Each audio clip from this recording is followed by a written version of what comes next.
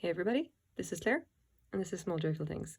As always, I go out to thrift stores, or I go to estate sales, or sometimes I buy things from Craigslist, and I look for things that I quite like, or that appeal to me personally, or that I think would be interesting and I want to talk about. And then I try to find out as much as I can about them, and then tell you guys about them. So here's what I've got today.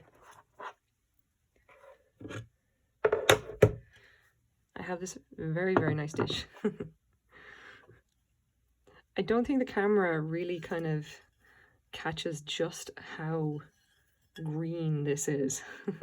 It is incredibly bright, like just amazingly bright.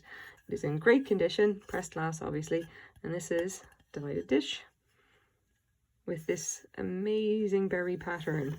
And again, cannot describe how satisfying it is just to hold this, to play with this, to go over all the berries. It is a remarkable little thing. It's just it's really fun. I saw this in a thrift store for $2 and I thought I had to have it. And basically I had to have it because as soon as I saw it, I knew what it was. So hold on a second. We have, it's about 8 inches across, so it's going to vary a little bit, maybe let's say 8.5 inches at the widest. And I mean, obviously it's a plate, it's not going to be very high, like maybe 1 inch high. It's thick and tough for a plate. I'll give you a close up on these. So green. And the nice thing as well is you can see the briar pattern here follows the ribs of the dish itself, which is a kind of lovely extra little detail. They didn't have to put that into the plate. It's kind of nice that they did. So anyway, what have we actually got here? Now, as soon as I saw this, I said, that is Indiana Glass Loganberry. And I thought that would be a great thing to pick up and to tell you guys about. This is another one of the Indiana Glass patterns that they started doing kind of in the 1970s. You don't generally see it in the teal. I see it sometimes in clear, like quite often in clear. I have occasionally seen it in the Carnival Glass, the Marigold, but that's the 1970s reproduction stuff. And that's really it. I've seen it in, I think I've seen it in olive a couple of times, but I don't even know if that's this. That might actually not be Loganberry. It could be another pattern that's just similar to it. Anyway, this teal is kind of unusual. It's this real lovely bright emerald color. I think it's occasionally listed as teal. I think, of course, I have the Indiana book. I can actually show you the pattern itself. But anyway, I'll get to that in a second. Let's go to, here we go. So Loganberry actually came in a few different, like, there you go, Indiana Glass, the Loganberry divided dish, or a grill plate is another thing that's called. Now you can see here these clear ones are the ones that show up quite a lot. You know, on Etsy, that's going to be, there you go, $25 for 3 of them in clear. They're unusual, but I don't think they're, like, again, it's clear glass where even the vintage stuff doesn't really sell that well. These are the olive ones that I would have seen, not the grill plate, the divided dish. I remember seeing a few of these. Generally, because they're olive, I don't pick them up. They're just like 1970s olive glassware. I don't know why that was a popular color at the time, because I personally don't like it at all. Now, a few other examples here. Here's the Marigold. And again, 1970s reproduction stuff.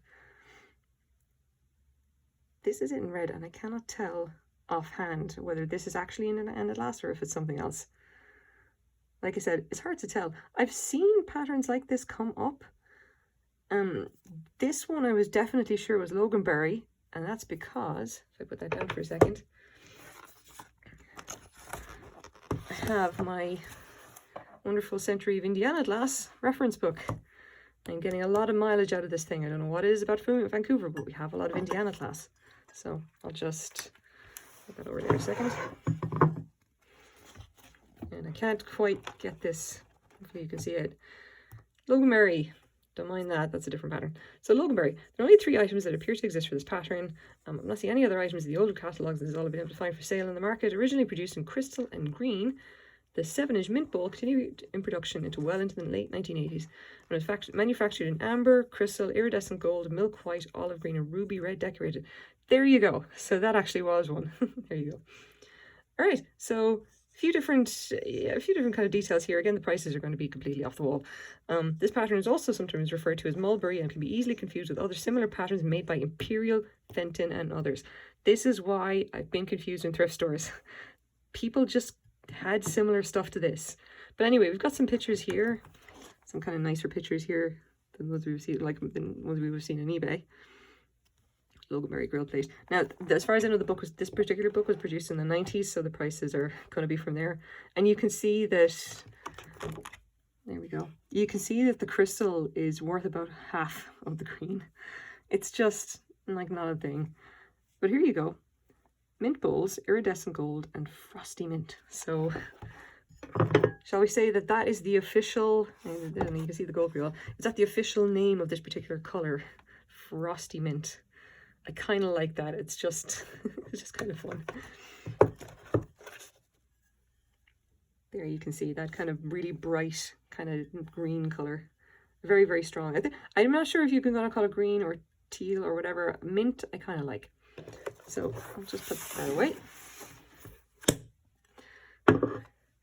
Now the question is, what is this worth? Because clearly we can't rely on the book for the prices. And of course, what I have here is our faithful eBay. And you can see some examples. Obviously, this is Canadian dollars. Sorry, I don't have access to the US version here. Someone's selling 3 of them here for $50 Canadian. A single one here, $22 Canadian. Single one here, 18. Another one here, 13. Prices kind of all over the place, down as far as there. US $7.49, but the shipping is going to kill you. There you go. Wah, wah. Now, this there's a spread here. Obviously, the prices are all over the place. What do we actually think is worth? Now, here's the problem. We go up to our filter and switch it to sold. We have nothing. There are no sold comparables. And the listings for sold stuff goes back 3 months. So that's effectively what you're up against. And my laptop's not great. Or my iPad is... Okay, it's apparently not working at all. All right. I'm going to do some more research. It's possible that I need to put it in a different keyword. Possibly using the word teal is the wrong thing to do. I'm kind of just eyeballing that based on what people are actually calling it. But here's the unfortunate thing. It's nice. It's really... This one is a especially nice one because it's obviously in great condition. There's no chips, no cracks, no nothing. There's barely even any wear to the bottom. For something from the 1970s, you'd think they would actually have like at least some kind of wear. No, this is lovely. But such is the problem. Unfortunately, nobody wants it. I would say that I bought this for $2. It's probably worth maybe $10 US. And that is what I will be selling it for. Probably on eBay because that seems to be where they go. Yeah. Not really much you can do about that. It's just kind of, it's definitely nice to hold this and kind of play with it and feel it out. And if you see them and you like the style, definitely recommend picking it up. The stuff is really good. I mean, I've seen a lot of the Indiana glass and I think it's very kind of good, tough stuff anyway. This one especially is.